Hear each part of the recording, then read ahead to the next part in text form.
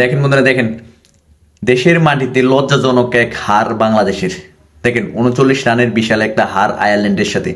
আসলে এই হার কোনোদিনও মানতে পারতাছি না। নিজের দেশে নিজের মাটিতে নিজের মাঠ, তারপরেও আমরা আয়ারল্যান্ডের সাথে 39 রানে ম্যাচটা হেরে গেলাম। একলা তৌহিদ হৃদয় একাই 83টা রান করলো। ভাই বুঝতে পারতাছি না যে বাংলাদেশের এরকম হার কোনোদিনও মানতে পারতাছি না। দেখেন আয়ারল্যান্ড টসে হেরে আগে ব্যাট করতে নামছে, সেখানে 181 রানের টার্গেট, 182 রানের টার্গেট দেয় বাংলাদেশ টিমকে। সেখানে বাংলাদেশ টিম 39 রানে ম্যাচটা হেরে যায়। তৌহিদ হৃদয় একাই করছে 83 রান। ভাই বুঝতে পারতাছি না, এমন একটা ইনিংস খেলছে তৌহিদ দে, তা বলার বাহিরে অসাধারণ একটা ইনিংস খেলছে তৌহিদ দে। বাংলাদেশের এমন একটা হার মানে মানতেও পারতাছি না আমরা। দেখেন বাংলাদেশের সে দুঃখজনক একটা হার। বাংলাদেশের ব্যাটিং মিডল অর্ডারের ব্যাটসম্যানরা, ওপেনিং ব্যাটসম্যানরা কি খেলছে বুঝতে পারতাছি না। ভাই বাংলাদেশ এইভাবে হারবে নিজের মাটিতে বুঝতে পারতাছি না। দেখেন সেখানে ওয়েস্ট ইন্ডিজের সাথেও কিভাবে হারলো, এখানে আবার আয়ারল্যান্ডের সাথে।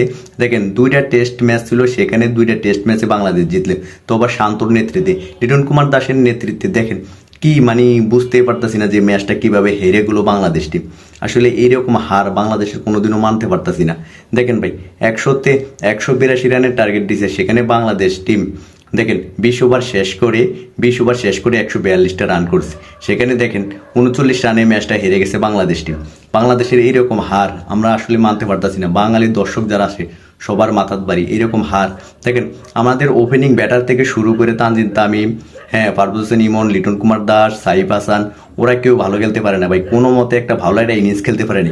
একমাত্র একটা ভালো একটা ইনিংস খেলছে তৌহিদ হৃদয়। দেখেন ভাই তৌহিদ হৃদয় মানে অসাধারণ ব্যাটিং করছে।